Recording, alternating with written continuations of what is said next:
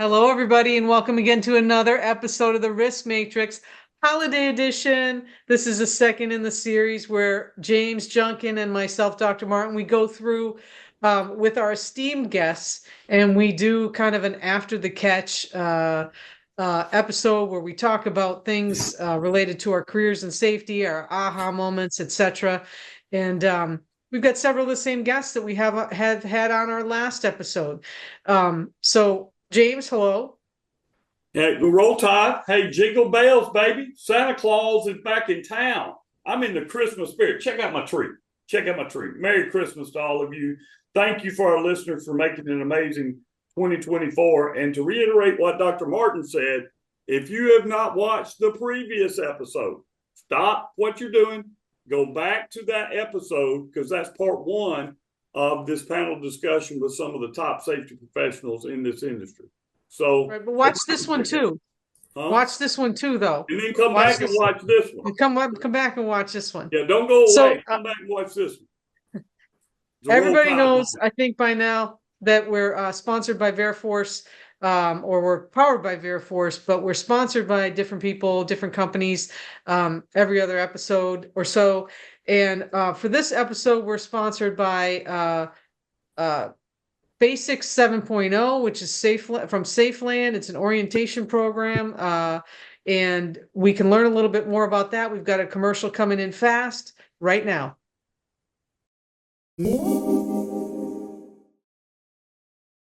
Veriforce is proud to announce the latest version of our Safeland USA accredited course called Basic Orientation 7.0. This is our flagship course that has been taken by over 1.6 million students nationwide. The newest version of this course is shorter than the last version, with condensed training and updated multimedia, but it still includes the same topics as previous courses. As always, the Safeland orientation remains with this employee through the career. It eliminates the redundancy of multiple orientations, and it stores all the training records in a single centralized database for everyone to use. Also, we offer two solutions for getting the training. You can either seek out Safeland training from one of our third-party providers, or you can send one of your instructors through our Train the Trainer program to teach your own employees. If you're interested in learning more, please contact our training sales department at 888-482-9101. That's 888-482-9101. Or you can email us at trainingsales@veriforce.com. Welcome back, everybody, and thank you for listening to that word from our sponsor. James, why don't you take us in this morning? And we've met our other guests, but could you bring in Mr. Rick Ingram for us? Absolutely.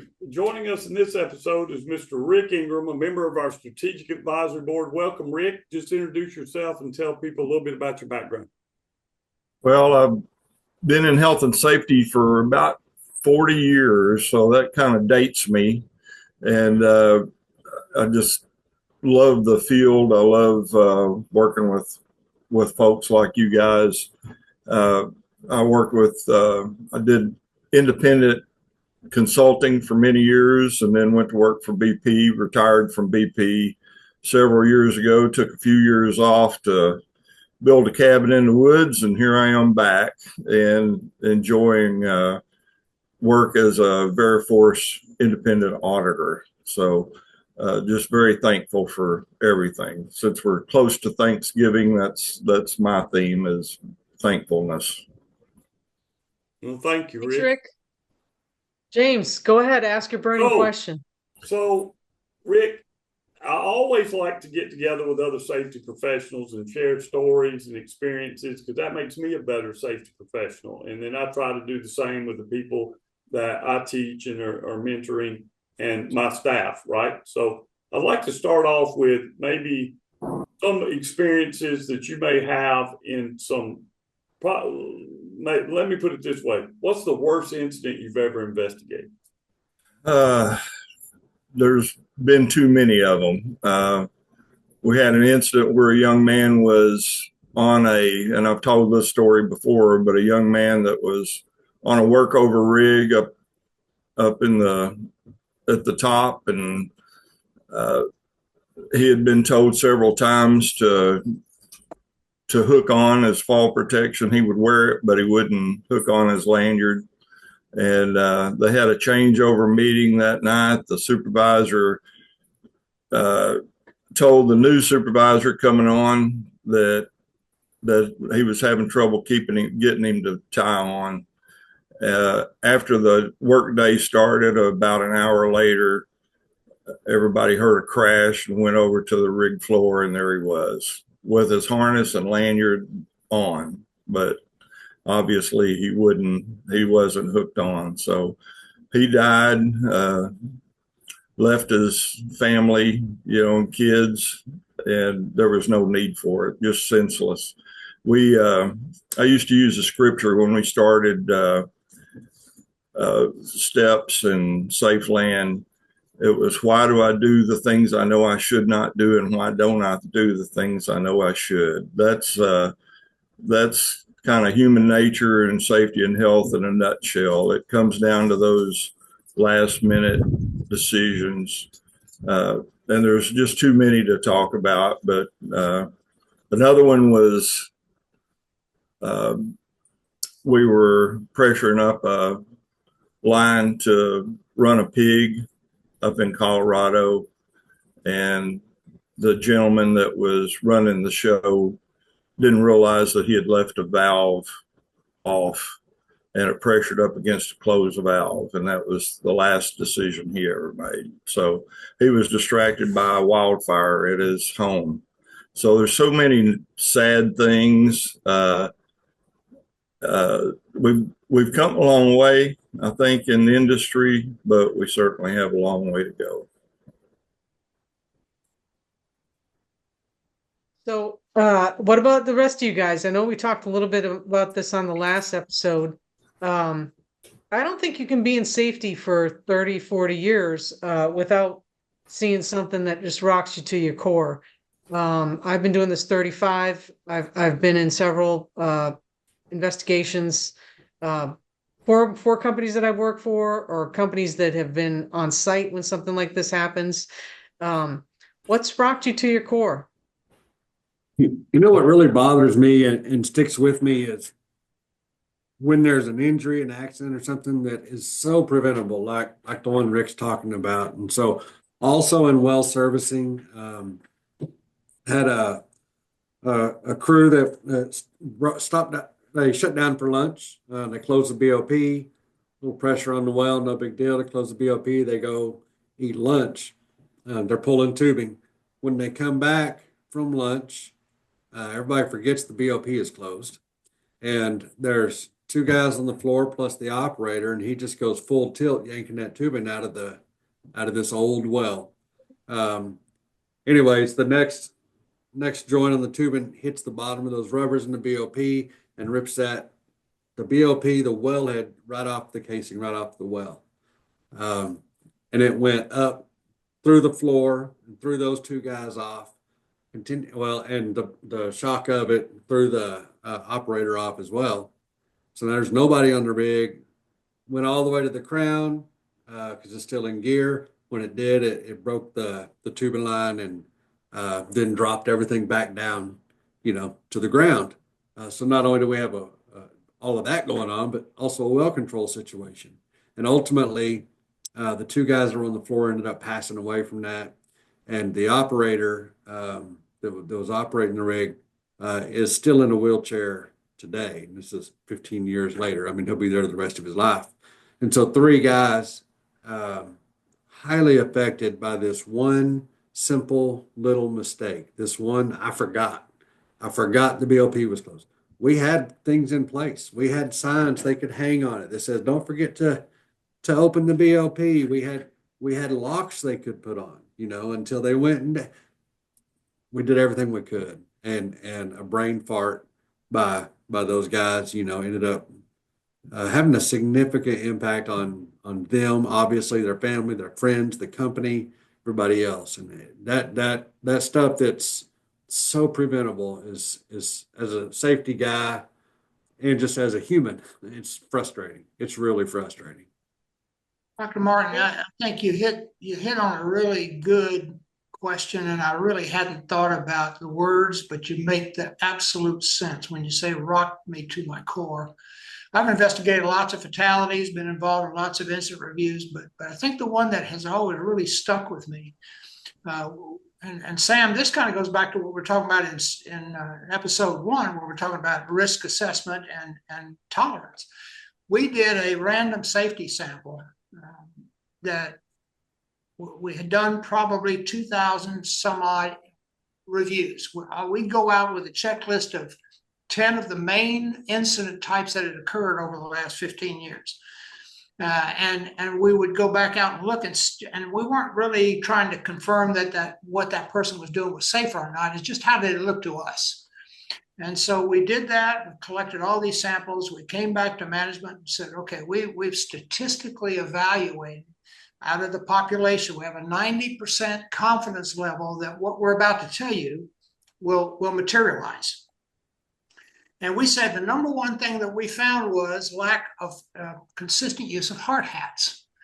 And some of us remember the pushback we used to get on hard hats, right? But this one was particularly bad because we got the call that this young man had been using a hand crank winch offshore, and the handle slipped out of his hands, came back and hit him in the head, split his skull wide open. He was dead before he hit the platform. We went back out and investigated and said, look, guys, we told you in a safety meeting not very long ago that we had a 90% confidence level somebody was going to have a head injury or worse. We need you guys to really influence the participation in hard hat wear. And this gentleman was one of the people that was there saying, yeah, we're going to have safety meetings. So we talked to him and said, okay, tell us what happened, because this kid was not wearing his hard hat. And he said, yeah, I told him half a dozen times not to wear his hard hat. Okay, lesson number 1 was you don't tell him half a dozen times. You tell him once. And the second time, written up, and third time, he goes to the house. And he said, yeah, but this was a very delicate situation because I hired this kid. Well, yeah, I understand. He said, no, but you don't understand. He was my best friend's son. Wow. Even more so. Even more so. I mean, it rocked me to my core. And I thought, we had the chance to prevent this. And because of interpersonal relationships, we lost that. And I think that the bottom line learning and all that for me was they really don't care how much you know until they know how much you care. And that means you've got to be there. I told the students at Southeastern, I said, go home with this one thing in your head and carry this throughout your career. You will never know how many lives you've saved, but you will sure know the one you didn't.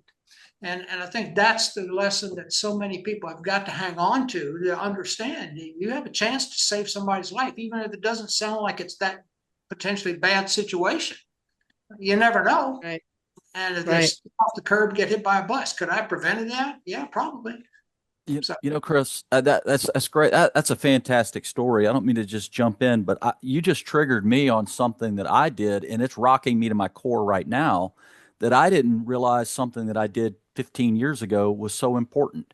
When I first started working for a company up in Colorado called Bonanza Creek Energy, and I was running the supply chain team there, and I think I'd been on the job about 2 weeks, and it was January. If you've ever been to Evans, Colorado in January, you know how damn cold it can get. And I said, I'd like to go see, I hear we have a warehouse out in the field, out at the old pig farms. And I said, I'd like to go out and see it. So we loaded up. We got all of our safety gear on. We got our cold weather gear. We had a cold weather pack in the back just in case, we got off, so we could survive, because I think it was about 0 to -10 degrees out there, and we had 3 or 4 feet of snow on the ground. So we drive out there. It's about 45-minute drive from Evans out to where this warehouse is at. And I'm out there looking. I'm like, man, I wouldn't want to be out here. But I look over in the corner and I see a truck running. And I'm like, what's that truck? It was like an old 1979 Chevy truck. I said, there's an old truck running over there. He goes, yeah, that's our guard. And I said, wait, that's your guard? Why don't we have a guard shack? He said, we don't. He's just a sub of a sub. We don't. We're paying those guys $20 an hour, and he'll be fine. I'm like, is there somebody out here 20? Yeah, they're out there 24 hours a day. I said, I'm from Mississippi, man, and I'd freeze to death out here in that truck. That heater can't be very good. And he says, we don't care. This is my guy. It works for me. Probably shouldn't say his name. But please beep that out. And he said, yeah, we don't care about that guy. He's a roustabout. He's an old guy. He'll be fine. I lost my crap. I was like, I walked over to his truck. I said, go home. And he's like, I can't go home. I said, we'll pay you. Go home. It's too cold out here. You could die out here. I'm dying out here just as it is. But listening to your story, we ended up we had a safety guy lose his job over it. We fired that subcontractor, and we eventually had let the individual who was supposed to be supervising it go. And that guy could have died if his heater just stopped working and he fell asleep. Right? Yeah. And I wasn't impacted until you told your story. Both of you guys told your stories. It was an action on my part, and I'm not praising myself, but I used a common sense approach. It's 0 damn degrees out there, and the guy's in a 1979 truck. He's going to freeze to death if anything happens. He runs out of gas. That was exactly what I said. I had all these before battery operated vehicles. Look, I had another one I was going to tell, but since you told that, it kind of sparked a memory that I had as a safety company and a safety professional. So we run the entire safety department for several oil field contractors up in North Dakota. So my guys are out there all the time managing safety, site safety, the administration side. They run the whole thing. And it gets pretty cold up in North Dakota, right? I mean, I've been up there where the actual temperature is minus 32 and the wind chill's minus 70, and you go outside and any skin exposed, you get frostbite. Well, it was after Christmas, probably about 5 years ago.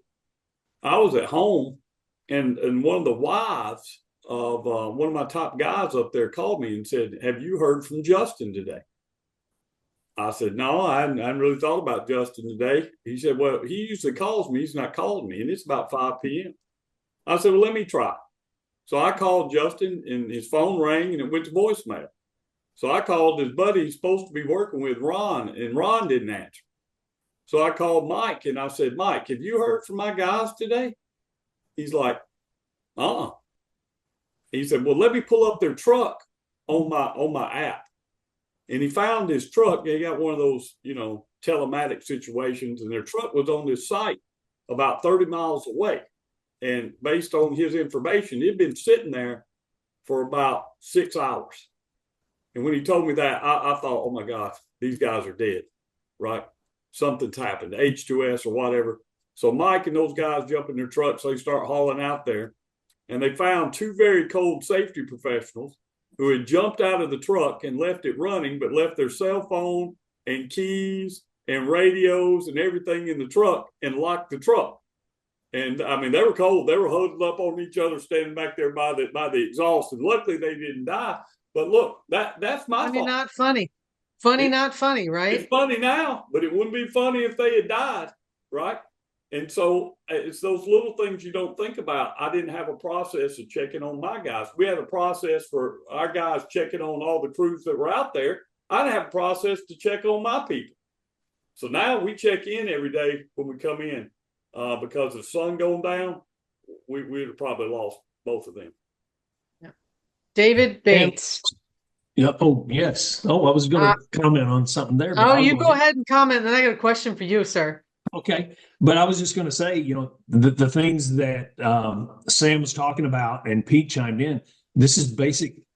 This is like the remedial level of PSM. They just came up with 2 basic what ifs. What if this happened? And that's what, a lot of what PSM is about is HAZOPs, what if this happens? And so good examples. So my question for you, David, is how much can a person take of these types of incidents? Because I'm guessing with your career at OSHA, I'm just guessing, right, that you probably have seen more of these type of really sad incidents, life-changing incidents. You mentioned earlier, arriving before the body's been removed. I've done that once. I'm sure you've done it multiple times. How much? How do they help ocean inspectors cope with that? Because you do that. I mean, maybe not every day, but pretty much every week, every Yes. month, So right? employee assistance programs. We learned the hard way, and I had seen a number of events, but there was one when I was in Region 1 up in Bridgeport, Connecticut, where a gentleman fell while doing demolition on an old power plant that they were demolishing. And he was up in an aerial lift, and a whole brick facade came over on him, and he fell about 60 feet in that aerial lift. And we got to the scene, and it was 2 blocks from our area office. So I was an assistant director, went with the compliance officer, and they pulled the sheet back. The investigator there, they had the police there looking at criminal issues. He pulled the sheet back, and we saw that face. We woke up, me and the compliance officer, we woke up seeing this person. And so that's when we learned we got to do something. And so, employee assistance programs, EAP, going to counselors, because post-traumatic stress is a real thing. I couldn't sleep at night for a while. And it's, the macho thing that guys do, it cuts through whoever you are. So, and that helps. It helps get over that. And, but I was gonna think, I had 2 other issues. If you let me go ahead and tell you about. Please. Another thing that's tough to do is part of the evidence when you investigate an accident, a fatality, is you get the medical examiner's reports, you get the autopsies, and reading through those can be pretty traumatic. And there are 2 cases. I was on an investigation team years ago, back in 1990, Channelview, Texas, where a refinery had an explosion and killed 17 workers. A wastewater tank at the facility blew up.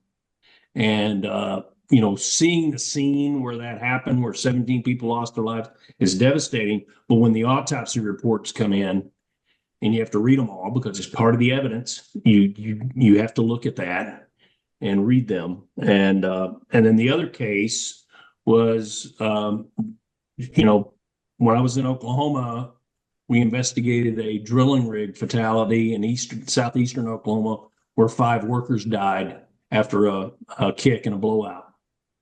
And 5 guys died in the doghouse. They burned up. It happened like 8 o'clock in the morning, and the fire burned until they could get a crew from Houston up to put the fire out, a well-controlled contractor. And they had to spray water over it and go in and manually shut off the well because the BOPs didn't work, and everyone perished in the doghouse. And those autopsies are tough to read, after someone's been in the fire all day, and it was about 8 hours it burned. And so we've kind of talked about this, right? That there's a lot of stuff that leads up to these instances, and then things happen in a split second, right? But death doesn't always come or cease to the pain in the case of Chris's worker without the thumb, right? That doesn't cease right away for a lot of people. That's what you're talking about in these autopsies is, they're in fires for a long time. They succumb to H2S. They're in wheelchairs. The pain continues beyond this. And I just kind of wondered as an ocean inspector, we all have seen 2, 3, 4, some of us more than others, James, 8, 9, 10 deaths. But, over a 30-year career, I can't even imagine. So and if you think, and I had a staff of about 14 to 18 compliance officer. And if you think that you get callous to it and it doesn't bother you, it does. It bothers all of them. And to have to investigate and see this. And I will look at the photographs later, so. I lost a very experienced safety professional who hung it up got out of the practice after a decade of being in the practice, in response to his emotional state after a fatality investigation. You know, he had just taken over managing that account where we were trying to implement a safety management system. He'd been up there 1 week, and trying to get organized. And they had a very limited safety program. Some of them did an orientation training, some of them didn't. And they had a water hauler who was hauling a mixture of methanol and water, and got back to the shop and were changing a tire and used the YouTube method of setting a tire on a rim by spraying it with starter fluid and lighting it on fire. Well, when they did that, the methanol venting from the truck where the methanol had been stored came out, and it caused an explosion, huge explosion, blew the back hatch out, threw the driver, burnt the mechanic up, blood trails all over the shop with the mechanics trying to find his friend. His friends actually took the back hatch in the chest, out the door. I mean, traumatic injuries, all on video. And so he was part of my group that did the investigation into that incident. And afterward, he could not get over the guilt. I'm like, you got nothing to be guilty about. We've been here a week, right? There's a lot of things that went wrong other than just what happened with the error that was made by the driver. There was a whole systematic failure here, right? About who knew what and when, but just, you're okay. You'll be fine, you know? And he wasn't fine. And eventually we got him some help, but he couldn't come back from it. He didn't want that responsibility anymore, and he hung it up. And a lot of me thinks maybe I didn't handle that situation very well. You don't become callous to it, but I don't know that I equipped him or my team to deal with that type of incident from an emotional standpoint moving forward, right? I was so involved in the investigation and trying to figure out what happened, putting countermeasures in place so it didn't happen again. I don't know I paid enough attention to my team's mental health that was involved in that, because it was a very graphic incident. It was very emotional for a lot of people involved, including the families. And my team bore the brunt of some of that during the investigation, dealing with the families that had questions, telling people no, that we couldn't give them evidence, you know. And I remember one of the saddest parts of that kind of got to me is that guy was wearing a John Deere hat prior to the explosion. You can see it in the video. And I found that guy's hat about 65 feet out in the snow where it gone in the explosion. It's all burned up and stuff. So it's those little things that stick with you, you know, that you have to deal with. I'm on my 17th fatality investigation. David had 17 in one incident.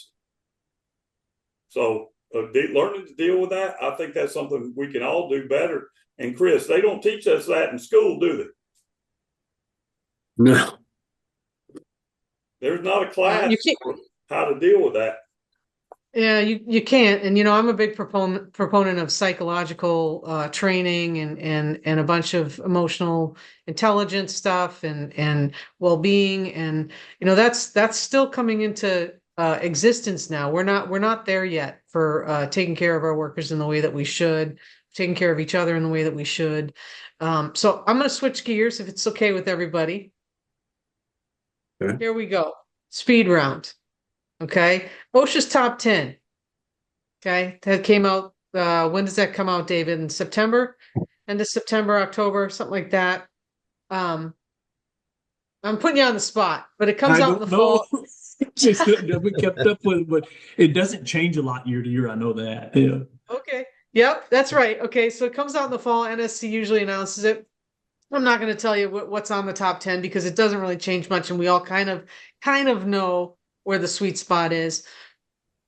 out of the top 10 or out of safety issues that you've seen in your career, what is the one or two things that are your pet peeve things that you either have dedicated a lot of your work life to try to eradicate in the workplace?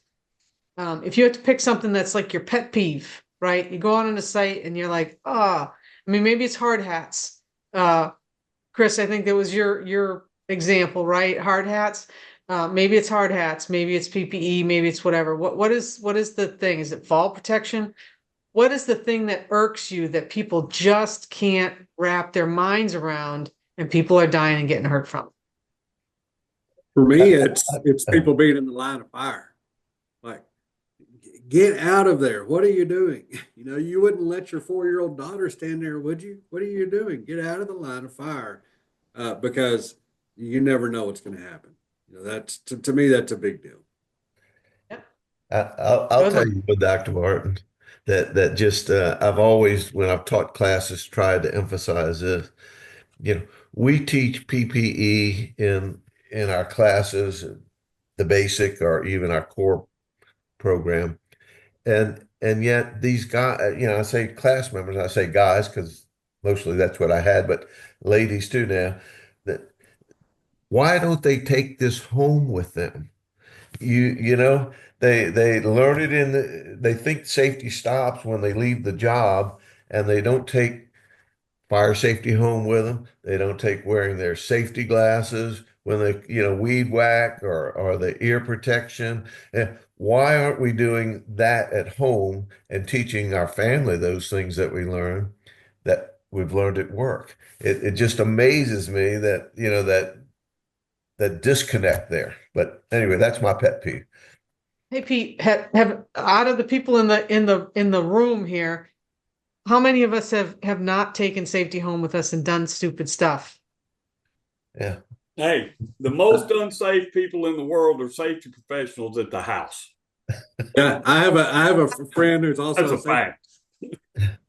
My friend says, I don't need to wear safety glasses at home because I got that safety squint. You know, I'm using my grinder and I'm just squint. I got that safety squint. Yeah. Roll time. You'll really be squinting when that piece of metal goes in your eye.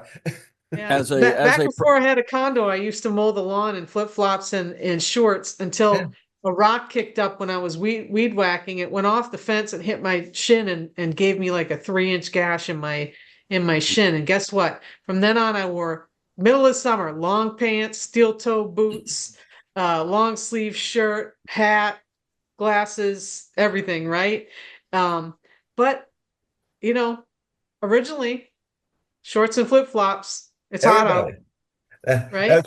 That's what I always tell people. I said, you know, at the end of summer, if you went into the emergency room and asked those doctors there, how many people came in with a toe or so because they had the flip-flops on and not their steel-toed shoes? You'd be amazed at that number. Well, I stopped doing that. I bought a condo, so now somebody else does that stuff. Go ahead, Rick. Yeah, I wanted to say something, and I guess this is one of my pet peeves against myself. You know, none of us are perfect, but and I tried my best when I was out in the field to help and make a difference. But we have to be very strong as safety and health professionals. We are paid to be leaders. We're paid to speak up, and we're paid to help prevent incidents. And it's just like that, the two supervisors I was talking about, well site leaders with the workover rig, if they had stopped that guy that was up there in the rig and got him down and just said, we're not going to go back to work until you either hook up or we're going to send somebody up there that will. If they had just been firm with that guy, he would still be alive. His family would still have him. My dad died when I was 2. I know what it's like to be growing up without a father. This is a serious, serious business that we have, and it's a really big responsibility that we put on our own shoulders and we're trusted with. And I just want to I think if I was going to say anything to the folks that are listening to this podcast, if you're a safety and health professional, don't take your job lightly. Be strong, speak up, and make a difference. That's how we will finally get people coming home safely at the end of the day. Rick, preach. Okay. As you were saying that, you said pay to care, pay to lead. Okay.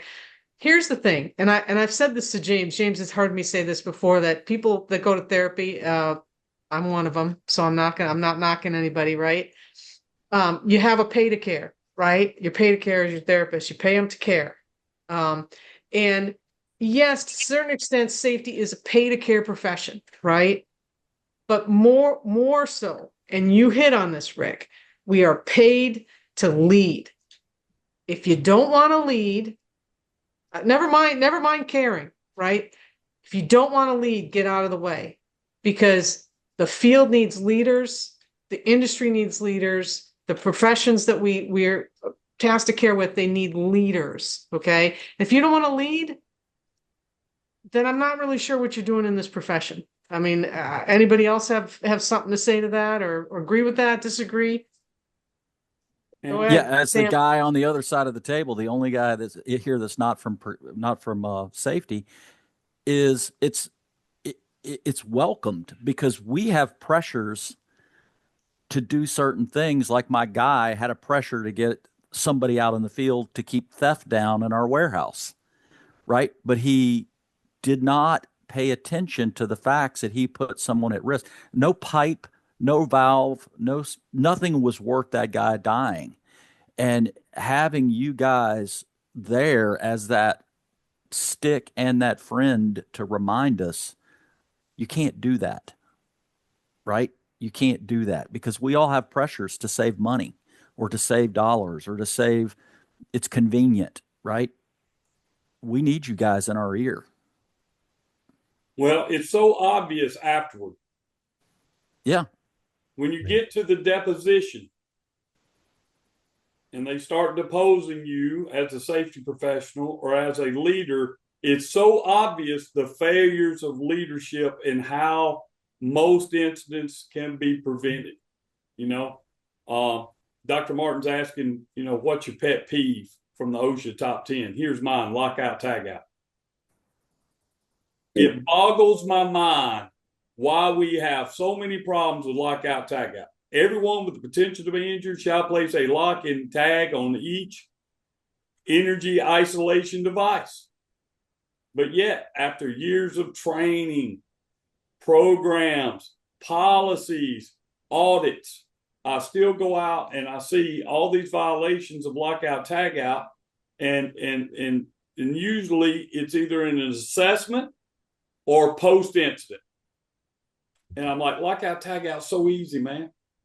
Everybody ought to be able to stand lockout, tagout, but a lot of people don't. And the more complex the system, the more complex the lockout, tagout plan, but it still comes back to every person that has the potential to be injured needs to be protected by a lock and or tag. It's that simple. And it boggles me why people can't understand that. I think building on that, I agree with you on lockout, tagout, James. The other one that just irks the devil out of me is machine guarding. And it can be hand tools. How many times have you gone out and seen somebody has taken a guard off a saw? All it takes is one time to lose a couple of fingers and you think, oh, I shouldn't have done that, right? We do it at home, right? So I think going back to what you're talking about, Dr. Martin, is there a way to get people to step back and say, well, this is going to be unsafe and I really shouldn't do this, versus I got to get the job done? Man, we try, right? Stop work authority. We don't do, to keep it simple, stupid. Don't do dumb things. I mean, we can say it and say it and say it. I have a client that they recently had an injury for a wrist because they were using a drill without that little cheater handle on it, right? Power drills come with the electric stop, and they also come with the cheater handle, right? What's the cheater handle for? It's supposed to be attached to the tool so that you have control of the tool. And they don't want to put those on because they get in the way. And what happened? Guy has a wrist and arm injury, ripped his bicep. For what? For what? Because we wanted to save time, because it got in the way. I mean, I don't know. Nobody asked him to do it. I don't know what the answer is. If anybody's got the answer here, let me know, because I have preached stop work. I have preached nothing's worth this, nothing worth your life, nothing worth a limb, and still. Well, And I still think they you have to persist. change the leadership. You have to change the mentality of the leadership on site. What goes on is what the foreman allows, right? And no amount of training, safety training, horror stories that these guys get in their orientation or their continued operator training, if you will, is going to fix that until your site leadership says, I'm not going to tolerate it, right? And sometimes people like to do things because it takes a little risk and they look cool doing it. You know, they're a little bravado. I don't need all this stuff. I'm such a skilled tradesman or whatever. Others do it because it's quicker and get the job done, which boggles my mind when you're an hourly employee, why you want to get it done quicker. I don't understand that. My construction crew that's out here building my outdoor kitchen doesn't want to get it done quicker. We've been trying to get it done for 9 months, really skilled, but slow. I wish they would get it done quicker, right? Santa Claus is coming. He's got to come down that chimney is what I told him. So, you know, the thing is, you got to get to, I think you have to get to the point that the reality is it's personalities, right? If I'm a dysfunctional father and husband at home, what in the world makes me think I'm going to go to work and all of a sudden be Mr. Functionality? I'm not. And that doesn't mean I'm a bad guy. It just means maybe I'm not the guy to be the leader or the gal to be the leader that says, I care about you and I'm willing to open up to you. I want you to own some of this, but we got to do this together. It's easy to say, and somebody will say, yeah, I'll roll my eyes. Sure, I'll go with that. But that's Rick? Well, I was just going to say one of the things when I'm driving to an appointment or whatever that keeps me a little bit grounded is I think about, okay, I can save maybe 5 minutes if I go a little faster, but how much more is it? How much time is it going to cost me if I get stopped by a police officer? So I think in all of our jobs that we do out in the field, that's something to keep in mind and something to remind the folks of. If you can save maybe 5 minutes taking a shortcut, but if something happens, it's going to cost hours or days. And that's one of the things that I used to teach people, but they still took shortcuts. You know, Rick, when I do an investigation, here are the most common phrases. I thought, didn't we? I assumed, and then here's what that they always say, right? We used to do it. We've always done it this way, but here's one I hear more and more frequently. Somebody said, we ain't got time for this crap. We ain't got time for this crap. But post-incident, we have a lot of time because we're going to spend a lot of it being investigated by OSHA for citations. And if we get into litigation, we're going to spend a lot of time, hundreds of hours in depositions, answering interrogatories, going to trial potentially. And all that could have been avoided. And Sam wants you to not do that because Sam didn't budget for that expense, right? Not even thinking about the moral obligations you have to these guys. But I think sometimes that back to that mentality, Chris, you said something that was amazing that I never thought of. If you're a dysfunctional person outside of work, why do we expect you to be a functional person at work? And maybe that's the total root cause. Like if we have to do a root cause analysis, maybe I start adding that. What do you think, Dr. Martin? Causal factor, totally dysfunctional person. Hey, you know, on that note, that it may not be popular to say, but I'm the king of unpopular. But as a safety guy, you know, Rick said you got to take your job serious, right? We do, and the supervisors, you know, you can have the right culture, the right policies, procedures, but the fact of the matter is, you can't fix stupid. Some people are stupid, and as far as taking the job serious, to Rick's point, when you recognize that there's somebody dysfunctional, somebody stupid, somebody just not getting it, you got to take action. It's for Just their own good. willfully does whatever they're gonna do. Chris, Yeah. I'm gonna not let you be unpopular alone because I'm of agreement. There's just some things you just can't fix. There's no Time to replace them. there's no safety management system ever been designed for I don't care. Yeah, exactly. And there are people that just don't care. Well, And so yeah, we have to care, right? And we have to care enough to say you can't be here anymore. I'm sorry. You know. Yeah. I got to say this. I got to say this. Just an observation. Again, I'm new to this being immersed in safety, right? I've been around the safety guys my whole career, right? But you know how many times, and people are listening, they're probably going to say, you shouldn't say this, Sam. How many times I've sat in a meeting when safety wasn't there and they say, don't let safety hear this. Go ahead and do it this way. Don't let safety do that. That message that they're sending is, if I've got a roustabout on my site and I've told them 50 times, you can call a shutdown if you see an unsafe act. You think that roustabout's going to actually do that? You think that junior level employee is going to do that? We build two different cultures. The safety guys are screaming, everybody is empowered. But the second, like my guy that was freezing to death out there, common sense told him to tell somebody. But he didn't do it because he was afraid of losing his job. That's why, Sam, there's no such thing as safety culture, but there is such thing as organizational culture. Organizational culture, culture. We could debate it, but that's a whole nother episode. Well, you know, All right, fellas. James, Go ahead, Pete. We ought to do real quick is, you know, dysfunctional people, before you hire them, they ought to have that camera in the parking lot. And if they're on their cell phone or they don't have their seatbelt on when they drive in for an interview or to look at being hired, they're dysfunctional to start with. Hire them. That's a great idea. Good idea, Pete. Pre-surveillance interviews. I love it. Right. So guys, we're at the end here. We're kind of out of time, but again, these episodes are wonderful. Like, I feel like we should do these more often, and I'm so thankful that you guys brought it out today for a couple episodes for our listeners. James, you want to take us out? Absolutely. Thank you guys for joining us. All of you are mentors to me. That's why we invited you. I thank you for what all of you have meant to my career.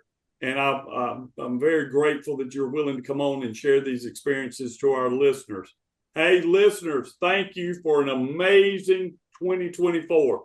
It's been outstanding. We've had a lot of fun with Dr. Martin and myself. We've had amazing guests. We've told stories. We've laughed. We've cried. We might have debated a couple times. It's been really, really a good experience for us, and that's made possible by you guys that are our listeners. So thank you for that, and we wish you well for the 2025. If you're just joining us, hey, thank you for giving it a chance, giving it a listen. If you want to hear more episodes, go over there on Veriforce's YouTube channel, hit that like button, smash subscribe, smash same thing over there on Spotify. Listen, your mama wants you to listen to the Risk Matrix. She called and told me. So the best way to know when we got a new episode, which comes out every Tuesday around noon Central Standard Time, is to hit that subscribe button. So either Spotify, YouTube, and we always post it on the Veriforce page on LinkedIn. And then Dr. Martin and I both share the podcast. So there's plenty of opportunities for you to listen in. Go back and listen to some of our other episodes. The titles are there. There's some very interesting episodes going back to 2023. I can't believe we've been doing it that long, Dr. Martin. 2023. We're coming up pretty close on our 100th episode, which will be sometime in 2025. Because I'm from Alabama and can't do the math, I can't tell you the exact date. But anyway, thank you guys for listening in. Thank you to our guests. And y'all keep bringing those workers home safe from high hazard jobs. Roll Tide. Roll Tide. Roll Risk Matrix.